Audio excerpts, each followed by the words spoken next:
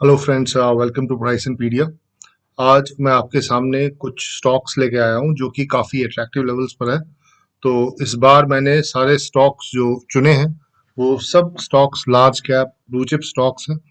तो ये एक ऐसी स्टॉक्स है जिनमें एंट्री बड़े आराम से ली जा सकती है और बड़े सेफ स्टॉक्स हैं, इन द सेंस कि इन स्टॉक्स के अंदर जो डाउन साइड होता है वो इतना ज़्यादा नहीं होता।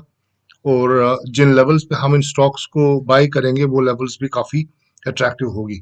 तो सबसे पहला स्टॉक जो इस सीरीज में मैंने चुना है वो स्टॉक है टाइटन का।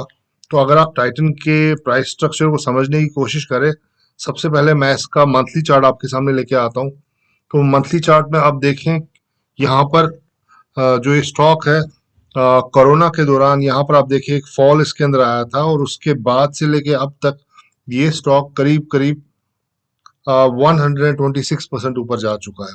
बहुत ही सेफ स्टॉक है। अगर ये स्टॉक उतना ऊपर जाएगा भी नहीं लेकिन आपका पैसा भी सिक्योर रहेगा, तो आपको वो चीज़ आजकल डेफिनेटली सोचनी चाहिए, क्योंकि जैसा कि हम लोग देख रहे हैं स्मॉल कैप और मिड कैप में किस तरीके से फॉल आया है, तो वी शुड बी कॉशियस। तो दोस्तों यहाँ पर अगर आप देखें, अब हम इसका डेली चार्ट मैं आपके सामने खोल रहा हूँ।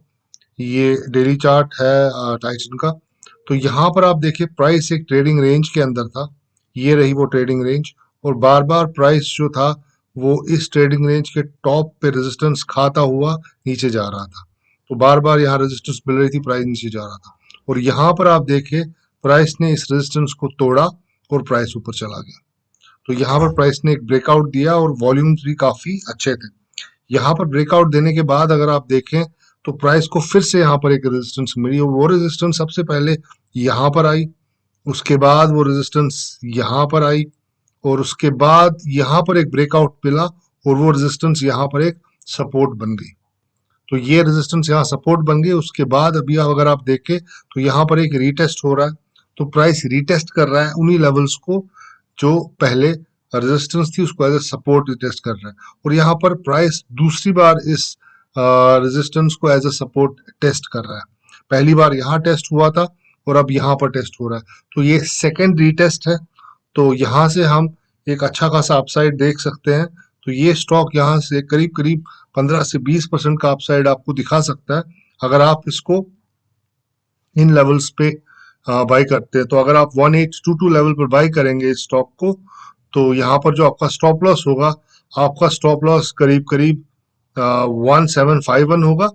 और यहाँ से आप 20 to 25% रिटर्न्स एक्सपेक्ट कर सकते हैं, और वो रिटर्न्स आपको करीब करीब 1 से 2 महीने में आराम से मिल सकते हैं। तो टाइटन एक बहुत अच्छा स्टॉक है। आप इसको लॉन्ग टर्म के लिए भी बाई कर सकते हैं, या फिर अगर आप चाहें तो इसमें 20-25% का अपसाइड जो है उसके लिए भी आप इस स्टॉक को बाय कर सकते हैं। तो दोस्तों ये था टाइटन, पहला स्टॉक हमारा।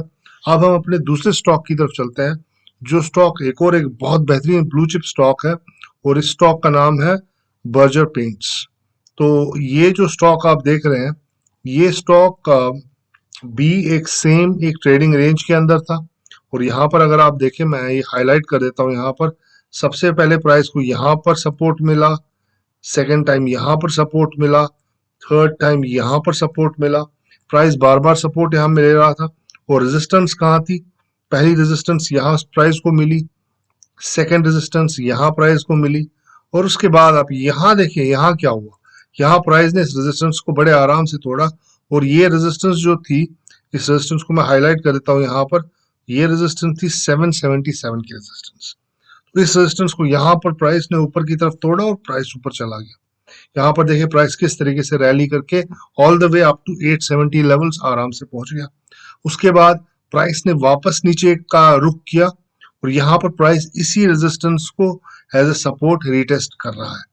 तो यहाँ पर रीटेस्ट हो रहा है, सेम रीटेस्ट जैसा कि हमने टाइटन में देखा था, लेकिन टाइटन से ज्यादा अपसाइड जो है वो बर्जर पेंट्स के अंदर है। अगर टाइटन में आप 15 से 20% का अपसाइड देखते थे, तो बर्जर पेंट में मैं समझता हूँ 30 से 40% तक का अपसाइड है। तो आपका स्टॉप लॉस करीब करीब 760 लेवल्स पे होना चाहिए। 760 पे आपका स्टॉप लॉस होना चाहिए, और आपका जो अपसाइड है, जो आपका पहला टारगेट होगा, वो यहाँ पर है करीब करीब 875 का। लेकिन मैं सोच के ये चल रहा हूँ कि ये स्टॉक आने वाले दिनों में काफी बड़े टारगेट दे सकता है। ये स्टॉक यहाँ से करीब करीब 980 990 तक बड़े आराम से जा सकता है। तो इसमें करीब करीब 25-26% का अपसाइड मुझे आराम से दिख रहा है स्टॉक के अंदर। तो आपको थोड़ा वेट करना होगा। ब्लू चिप स्टॉक्स काफी सेफ स्टॉक्स होते हैं, तो उनमें एंट्री भी आपके लिए बहुत सेफ होगी, यानी कि आप पैसा कमाएंगे, आहिस्ता कमाएंगे, लेकिन 100% पैसा जरूर कमाएंगे। तो इन स्टॉक्स को आप अपने वॉच लिस्ट में डालिए और अपने एडवाइजर से बात कीजिए। ये सिर्फ एक मेरा एक पॉइंट ऑफ व्यू है, मैं किसी कोई बाई या सेल की रिकमेंडेशन नहीं दे रहा हूँ। ये बस मेरा एक पॉइंट ऑफ व्यू है आपके सामने, जो मैं अपना चार्ट पहुंचा रहा हूँ आपके सामने, जिस जहाँ मुझे जो चार्ट मुझे काफी अट्रैक्टिव दिख रहे हैं। तो दोस्तों ये था हमारा बर्जर पेंट्स। अब नेक्स्ट स्टॉक जो आपके सामने मैं लेकर आ रहा हूँ वो एक बहुत ही जबरदस्त स्टॉक है, और इस स्टॉक का नाम है टाटा केमिकल्स। तो टाटा केमिकल्स ने एक जबरदस्त रैली दिखाई थी यहाँ से। अगर आप देखें प्राइस किस तरीके से ऊपर चला गया, तो यहाँ पर बहुत जबरदस्त रैली टाटा केमिकल्स ने दिखाई थी। और अब टाटा केमिकल्स एक रेंज में फंस गया था यहाँ पर। तो वो रेंज आप समझने की कोशिश कीजिए। देखिए यहाँ पर रेजिस्टेंस आई, फिर यहाँ पर रेजिस्टेंस आई, यहाँ पर भी रेजिस्टेंस आई, यहाँ देखिए आप फिर से रेजिस्टेंस मिली, और सपोर्ट कहाँ कहाँ मिला, ये देखें यहाँ पर सपोर्ट मिला प्राइस को। और उसके बाद प्राइस ने कभी इस लोअर रेंज को टेस्ट नहीं किया, और प्राइस ने यहाँ पर अगर आप देखें, इस लेवल पे अगर आप देखें, यहाँ पर मैं इसको हाईलाइट कर देता हूँ, यहाँ पर प्राइस ने एक जबरदस्त एक बेस बनाई। और ये बेस कहाँ बनी, ये इस चैनल के, ये जो ट्रेडिंग रेंज है, इस ट्रेडिंग रेंज में ये ऊपर की पैरेलल लाइन है और ये नीचे की पैरेलल लाइन है। तो ये जो ये बेस बनी, ये इसके अपर हाफ में बनी। अगर मैं I'm सॉरी, अगर मैं इस ट्रेडिंग रेंज को, ये ट्रेडिंग रेंज यहाँ से यहाँ तक है, तो इसका जो हाफ है वो लगभग इस ऑरेंज लाइन से होगा। तो ये जो ये यहाँ जो बेस बन रही थी, ये इसके अपर हाफ में बन रही थी, और यहाँ पर एक अच्छी बेस बनी। उसके बाद अब देखिए किस तरीके से प्राइस ने यहाँ एक गैप अप ओपनिंग दी, और कॉरस्पॉन्डिंग वॉल्यूम भी आप चेक करें। जब वॉल्यूम ज्यादा हो और रेजिस्टेंस टूट जाए, तो समझ लीजिए कि वो जो ब्रेकआउट आया है वो एक वैलिड ब्रेकआउट है। तो यहाँ पर एक वैलिड ब्रेकआउट आया, और ये वैलिड ब्रेकआउट कब आया टाटा केमिकल्स में, ये ब्रेकआउट तब आया जब इसके रिजल्ट्स डिक्लेयर हुए थे। और रिजल्ट्स इस कंपनी ने बहुत ही शानदार रिजल्ट्स दिए थे, और उन्हीं रिजल्ट्स के चलते ये स्टॉक जो था ये काफी ऊपर चला गया। लेकिन आपने देखा पिछले दिनों मार्केट काफी रेंज बाउंड था और स्टॉक्स कुछ खास अच्छा नहीं कर रहे थे। तो ये स्टॉक जो था, ये स्टॉक भी नीचे आया, और इसने इस लेवल को वापस रीटेस्ट किया। तो अगेन, जैसा कि हमने देखा टाइटन में, हमने देखा बर्जर पेंट में, दोनों स्टॉक्स में रीटेस्ट हो रहा था, बिल्कुल उसी तरीके का रीटेस्ट अब टाटा केमिकल्स में भी हो रहा है। और टाटा केमिकल्स भी एक बहुत ही अट्रैक्टिव लेवल्स पर है। तो यहाँ से आप इस ब्लू चिप स्टॉक को बड़े आराम से खरीद सकते हैं। ये स्टॉक आप एक लॉन्ग टर्म बाई भी रख सकते हैं इसको, और एक शॉर्ट टर्म के लिए भी आप इसको खरीद सकते हैं। तो ये स्टॉक का जो आपका स्टॉप लॉस होगा वो करीब करीब 780 लेवल्स होगा, और यहाँ पर आप अपसाइड इस स्टॉक में मैं समझता हूँ करीब करीब 1000 से ज्यादा, बल्कि मैं तो ये कहता हूँ कि ये स्टॉक आने वाले टाइम में 1100-1200 रुपए तक आराम से जा सकता है। So this stock can go up to 1200 levels from ये स्टॉक यहाँ से 1200 तक भी जा सकता है। तो स्टॉक काफी पावरफुल है। आप ये देखें कि ये स्टॉक कब तक इस रेंज में था। ये स्टॉक इस रेंज में कब आया था, 1 मार्च को, और आज है अगस्त, 31 अगस्त। तो आप देखें ये कितने महीने हो गए, अप्रैल 1 महीना, मई दूसरा महीना, जून तीसरा महीना, जुलाई चौथा महीना, अगस्त 5th month, and now it is September. So it's 6, so this range is a 6 month range. तो यहाँ पर 6 महीने तक, 6 months तक एक रेंज में फंसा हुआ था स्टॉक, और अब प्राइस उस रेंज में से बाहर निकला है, और ये उसी रेंज के टॉप को रिटेस्ट कर रहा है, यानी कि इसका जो रेजिस्टेंस है उसको एज ए सपोर्ट रिटेस्ट कर रहा है।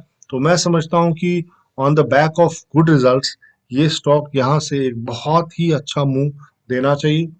तो इस स्टॉक को भी आप एक्यूमुलेट कर सकते हैं, एक लॉन्ग टर्म बाई की सूरत में भी ले सकते हैं। ये स्टॉक आपको एक बहुत ही तगड़ा डिविडेंड देगा, और एट द सेम टाइम इस स्टॉक में अपसाइड भी काफी अच्छा है। लेकिन अपने एक चीज का ध्यान रखिएगा, आप अपना रिस्क जरूर मैनेज कीजिएगा। ऐसा नहीं होना चाहिए कि कुछ लोग अब ये एक मुहावरा है, इसका एग्जैक्टली यही मतलब नहीं है, लेकिन कुछ लोग अपना घर बेच के स्टॉक खरीद लेते हैं। तो इस तरीके का अप्रोच सही नहीं है। आपको स्टॉक खरीदना है उन पैसों से खरीदना है जो पैसे आपके स्पेयर हो और जो आपको जरूरत ना हो। उस पैसे को भी आपको डिस्ट्रीब्यूट करना है, आपको सारा पैसा एक ही स्टॉक में नहीं लगाना। आपको उस पैसा जो है दो चार अच्छे अच्छे ब्लू चिप स्टॉक्स में इन्वेस्ट करना है और डेफिनेटली आपका पैसा बनेगा। As far as Tata Chemicals is concern, हमने अपने क्लाइंट्स को भी ये टाटा केमिकल सजेस्ट किया हुआ है, तो डेफिनेटली ये एक बहुत ही अच्छी पिक है, आप इस स्टॉक को लेके जा सकते हैं। तो ये था Tata chemicals. Tata chemicals represent करता है केमिकल सेक्टर को। इससे पहले हमने बर्जर पेंट्स देखा, जो बर्जर पेंट्स है वो रिप्रेजेंट करता है एफएमसीजी सेक्टर को, और हमने टाइटन देखा, वो भी एफएमसीजी सेक्टर को रिप्रेजेंट करता है।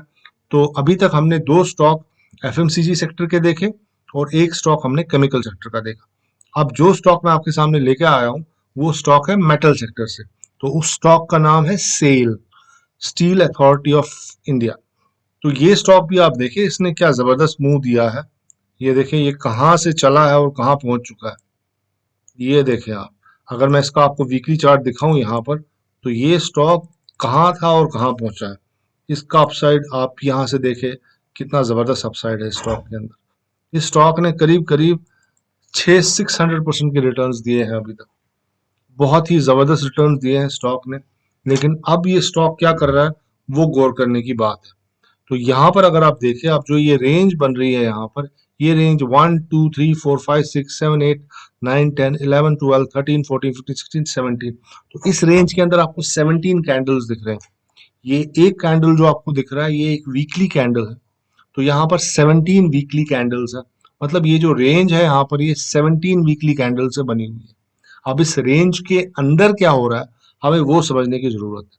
तो चलिए हम डेली चार्ट पे चलते हैं, डेली चार्ट पे समझने की कोशिश करते हैं इस रेंज के अंदर क्या हो रहा है। आइए मैं इसको थोड़ा मिनिमाइज करता हूँ। तो ये देखें आप, ये वो रेंज है, और ये रेंज शुरू कब हुई थी, ये मई में शुरू हुई थी और आज के डेट में 1 सितंबर है। यानी कि 1 2 3 4 4 मंथ्स की ये ट्रेडिंग रेंज है। So this range is for almost 4 months. Now what is happening, इस रेंज को आप गौर से देखें, यहाँ पर इसने 52 वीक हाई मारा था स्टॉक ने, सॉरी नॉट यहाँ पे, बल्कि स्टॉक ने जो 52 वीक हाई मारा था वो यहाँ पे मारा था। लेकिन वो 52 वीक हाई यहाँ पे सस्टेन नहीं हो पाया और प्राइस नीचे आ गया और यहाँ पर इसको सपोर्ट मिल गया। उसके बाद प्राइस वापस ऊपर गया, फिर से यहाँ पर रेजिस्टेंस मिली और प्राइस नीचे आया, और उसके बाद आप देखिए इस एरिया में फिर से सपोर्ट मिला और प्राइस वापस ऊपर चला गया। इस बार प्राइस ने इस रेंज को तोड़ने की कोशिश की, काफी बार कोशिश की, 1 2 3 4 5 6 6 बार कोशिश की, लेकिन कामयाब नहीं हो पाया और उसके बाद प्राइस केम क्रैशिंग डाउन। यहाँ पर आप देखिए एक बड़ा रेड कैंडल, फिर दूसरा बड़ा रेड कैंडल, और उसके बाद प्राइस ने इसको वापस ऊपर जाने की कोशिश की, इस रेजिस्टेंस को तोड़ने की कोशिश की, लेकिन नहीं कर पाया और प्राइस नीचे आ गया। तो अभी यहाँ पर क्या हो रहा है, यहाँ पर क्या हो रहा है वो समझना बहुत जरूरी है। यहाँ पर एक जबरदस्त एक sorry, let me just rub it of. तो यहाँ पर एक जबरदस्त एक जस्ट होल्ड ऑन, तो यहाँ पर जबरदस्त एक बेस बन रही है, और वो बेस कहाँ पर बन रही है ये जानना बहुत जरूरी है। हर चीज का एक कॉन्टेक्स्ट होता है, चार्ट का एक कॉन्टेक्स्ट समझना बहुत जरूरी होता है। ये बेस बनना इंपॉर्टेंट नहीं, इंपॉर्टेंट ये है कि ये बेस बन कहाँ रही है। ये बेस उस सपोर्ट एरिया पे बन रही है, और यहाँ पर अगर आप देखें ये दो कैंडल्स आप देखें, पहला कैंडल नीचे आया और दूसरा कैंडल ऊपर खुला, लेकिन वापस इसके लो के नीचे क्लोज हो गया। तो मैं समझता हूँ कि ये दोनों कैंडल एक सेल क्लाइमैक्स का हिस्सा थे। यहाँ पर जितनी भी सेलिंग थी वो खत्म हो चुकी है। तो यहाँ पर पहला एक बॉटम बना जो इस रेड कैंडल ने बनाया, उसके बाद ये दूसरा बॉटम बना जो इस रेड कैंडल ने बनाया। तो यहाँ पर मैं कहूंगा कि इन दो कैंडल्स ने दो बॉटम्स, डबल बॉटम्स बनाए, और प्राइस जो है नेक्स्ट में अगर आप देखें, ये जो बुलिश कैंडल है वो इस रेड कैंडल के ऊपर आई, और ये जो बुलिश कैंडल थी वो इस रेड कैंडल के ऊपर आई। तो यहाँ पर क्लियरली एक बाइंग प्रेशर मुझे दिख रहा है, I can feel that buying pressure here. तो यहाँ से ये स्टॉक जो है आराम से ऊपर जा सकता है। तो आइए इसका टारगेट समझने की कोशिश करते हैं। यहाँ से करीब करीब 18% का जो अपसाइड है वो तो सीधा सीधा दिख ही रहा है, लेकिन मैं समझता हूँ कि ये स्टॉक 18-18% पे नहीं रुकेगा, ये यहाँ से करीब करीब 36% ऊपर जा सकता है।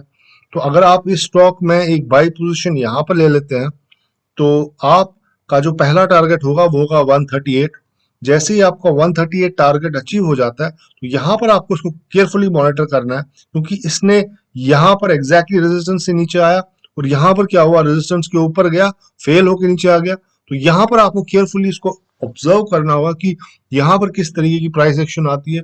अगर यहाँ पर फेवरेबल प्राइस एक्शन आपको मिले तो डेफिनेटली आप यहाँ पर इसको होल्ड कर सकते हैं और 18% के लिए, यानी कि और 18% के लिए आप इस स्टॉक में रह सकते हैं। और यहां से मैं समझता हूं कि ये स्टॉक 180 लेवल्स तक बड़ा आराम से जा सकता है। So 180 levels is our target और हमारा जो स्टॉप लॉस है, our stop loss is around 112 rupees. So stop loss 112 and target around 180, but our first target is 138. So guys, ये है स्टील अथॉरिटी ऑफ इंडिया। बहुत ही जबरदस्त स्टॉक है। आपने देखा इसने करीब करीब 600% के रिटर्न्स अभी तक दिए हैं, तो आने वाले दिनों में भी ये स्टॉक काफी अच्छे रिटर्न्स दे सकता है। तो ये जो सेल में आपके सामने स्टॉक लेके आया था, ये स्टॉक था स्टील सेक्टर से। हमने अभी तक एफएमसीजी, केमिकल और स्टील सेक्टर देखा। नेक्स्ट स्टॉक जो आपके साथ मैं शेयर करूंगा वो है टेक्सटाइल सेक्टर का।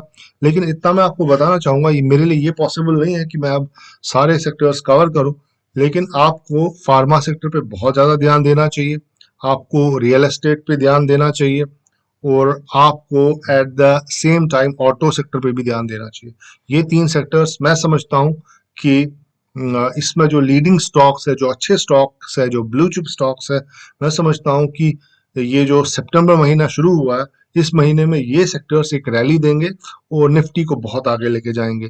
तो इन सेक्टर्स पे आपको ध्यान देने की बहुत ज्यादा जरूरत है। तो अब जो आखिरी स्टॉक आपके सामने मैं लेके आया हूँ वह है ट्रेंट का स्टॉक। ट्रेंट टेक्सटाइल इंडस्ट्री का स्टॉक है। तो आइए पहले इसका वीकली चार्ट हम देखते हैं, वीकली चार्ट पे एग्जैक्टली क्या हो रहा है। तो ये रहा इसका डेली चार्ट। इसको मैं थोड़ा मॉडिफाई करता हूँ, तो ये वीकली इनेबल कर दिया। अब आप देखें, ये जो दूसरी लाइन है इसका भी वीकली इनेबल कर देते हैं, तो आपको ये लाइनें आप वीकली चार्ट पे भी दिखाई देंगी। तो ये देखें, ये रहा वीकली चार्ट आपका।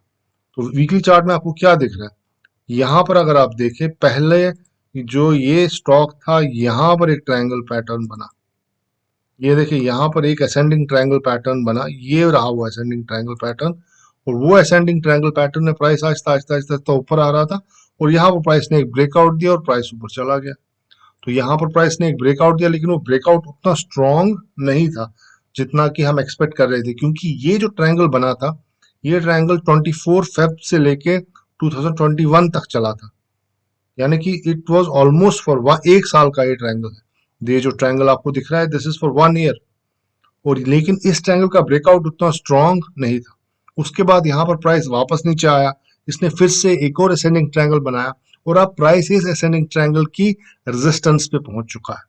अब ये रेजिस्टेंस टूटने वाली है, तो मैं ये कह सकता हूँ कि ये एक कास्केडेड असेंडिंग ट्रायंगल पैटर्न है, यानी कि यहाँ एक के बाद दूसरा असेंडिंग ट्रायंगल पैटर्न बना है जो कि बहुत ही बुलिश होता है।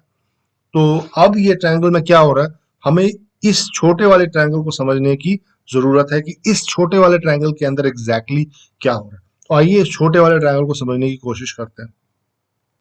इसका मैं आपको चार्ट आपके सामने, ये जो आप चार्ट मैं आपके सामने लेके आया हूँ, ये चार्ट एक डेली चार्ट है। तो यहाँ पर आप देखिए एक कप शेप बनी है यहाँ पर। अब आप, और यहाँ पर एक हैंडल बना। तो कप और हैंडल जो होता है वो it's a modification of ascending triangle. Actually ascending triangle और कप एंड हैंडल जो है वो सेम चीज है, बस ये है कि पुरानी शराब को नई बोतल में डाल दिया गया है और उसे हम कप एंड हैंडल बताते हैं। लेकिन एक्चुअल में क्लासिकल टेक्निकल एनालिसिस के हिसाब से कप एंड हैंडल पैटर्न भी असेंडिंग ट्रायंगल पैटर्न ही होता है, सेम है दोनों चीजें। तो यहाँ पर अगर आप देखें, यहाँ पर प्राइस ने असेंडिंग ट्रायंगल के साथ ऊपर लेके गया, ये प्राइस का ऊपर जाना एक बुलिश था। उसके बाद प्राइस इस रेजिस्टेंस के पास पहुंचा, यहाँ पर ये रेजिस्टेंस के पास पहुंचा, फिर उसके बाद अगेन इस रेजिस्टेंस के पास यहाँ पर पहुंचा और प्राइस नीचे चला गया और यहाँ पर इसने एक हैंडल बनाया। अगर हम इसको कप बोलते हैं, तो ये जो यहाँ पर ये बना है इसको हम क्या बोलेंगे, इसको हम बोलेंगे हैंडल। तो यहाँ पर एक और हैंडल बना और अब अगर आप देखें, ये हैंडल जो है, ये हैंडल का जो ये नेकलाइन है, ये नेकलाइन टूटने वाली है। और नेकलाइन कौन सी नेकलाइन है, नेकलाइन है 944 लेवल की। तो ये 944 लेवल की नेकलाइन यहाँ पर टूटने वाली है। और अगर आप नीचे वॉल्यूम्स चेक करें तो वॉल्यूम्स भी इस स्टॉक के अंदर बहुत ही अच्छे हैं। ये कैंडल, जो कैंडल इस रेजिस्टेंस तक पहुंची, जिसने इस रेजिस्टेंस को तोड़ने की कोशिश की, उस कैंडल में भी काफी अच्छा वॉल्यूम था। तो मेरा ख्याल है कि आप इस स्टॉक में यहाँ पर एंटर कर सकते हैं, लेकिन आपका स्टॉप लॉस जो होगा, आपका स्टॉप लॉस करीब करीब 848 रुपीज पे होना चाहिए। अराउंड 850 पे आप स्टॉप लॉस रख सकते हैं। 850 पे आप स्टॉप लॉस रखें और आप इसको राइड करें। मैं समझता हूं कि ये स्टॉक आने वाले दिनों में करीब करीब 1200 लेवल्स तक बड़े आराम से जा सकता है। तो हम इस स्टॉक के अंदर एक अपसाइड जो है वो एक्सपेक्ट कर सकते हैं कि अराउंड 25% का अपसाइड इस स्टॉक के अंदर है। आपका जो स्टॉप लॉस है वो करीब करीब 845 पे होना चाहिए, और आपका जो टारगेट होगा वो 1200 से 1300 के बीच में, या फिर 1300 के आसपास भी आप अपना टारगेट रख सकते हैं। So there is a good upside in this stock, तो आप इस स्टॉक को डेफिनेटली कंसिडर कर सकते हैं। तो दोस्तों, ये था मेरा एनालिसिस, वीकली एनालिसिस, जिसमें हमने Titan, Berger Paints, Tata Chemical, SAIL और ट्रेंट को कवर किया। इसमें मैंने आपके साथ स्टॉप लॉस और टारगेट लेवल्स भी शेयर किए। लेकिन फिर से मैं आपको यही बताना चाहूँगा, ये सिर्फ मेरा एक एनालिसिस है और प्योरली एजुकेशनल पर्पसेस के लिए एनालिसिस है। ये कोई रिकमेंडेशन नहीं है। ये सिर्फ आपको आपके एनालिसिस में हेल्प देने के लिए मैं अपना एनालिसिस यहाँ पर आपके सामने पेश कर रहा हूँ। तो इसको सिर्फ एज एनालिसिस लें और अपने खुद आप एनालाइज करें, या फिर अपने एडवाइजर से बात करें, और बेस्ड ऑन दैट आप एक डिसीजन ले सकते हैं बाई करने का या फिर सेल करने का। और साथ ही मैं आपको ये भी बताना चाहूँगा कि आने वाले दिनों में मैं आपके साथ एक हफ्ते में 4 वीडियोस शेयर करूँगा। पहले हम 5 वीडियो शेयर करते थे, लेकिन आज से हम सिर्फ 4 वीडियो शेयर करूंगा मैं आपके साथ। तो उनका जो शेड्यूल है मैंने कम्युनिटी सेक्शन में दे दिया है, तो आप वो शेड्यूल चेक कर सकते हैं। इसमें हम हफ्ते में 2 बार मार्केट अपडेट देंगे, और हर मार्केट अपडेट में जैसा कि आपने देखा है कि मैं सेक्टर्स में जो स्ट्रॉन्ग और वीक स्टॉक्स है दोनों आइडेंटिफाई करूंगा। एट द सेम टाइम हम बिल्कुल ऐसा ही वीडियो बनाएंगे जैसा हमने आज बनाया, जिसमें हम 4 से 5 टेक्निकली साउंड स्टॉक्स आपके साथ शेयर किए जाएंगे। और एक वीडियो मैं बनाऊंगा जिसमें मैं आपके साथ एक टेक्नो फंडा पिक जो है वो आपके साथ शेयर करूंगा, जो कि टेक्निकली और फंडामेंटली बहुत ही अच्छा स्टॉक होगा। तो दोस्तों, मैं उम्मीद करता हूं कि आपको ये मेरा वीडियो पसंद आया होगा। इस वीडियो को अपने दोस्तों के साथ या उन लोगों के साथ जो स्टॉक मार्केट को जानना चाहते हैं, इसमें पैसा कमाना चाहते हैं, उन लोगों के साथ आप ये वीडियो ज़रूर शेयर कीजिएगा। और इस चैनल को सब्सक्राइब करना और इस वीडियो को लाइक करना अगर आपको पसंद आता है, और सबसे इम्पोर्टेंट, कमेंट करना ना भूले, जिससे मुझे ये पता चलेगा कि आपको ये वीडियो एग्जैक्टली कैसा लगा। So thank you very much for your time. Have a good day. Goodbye and good luck.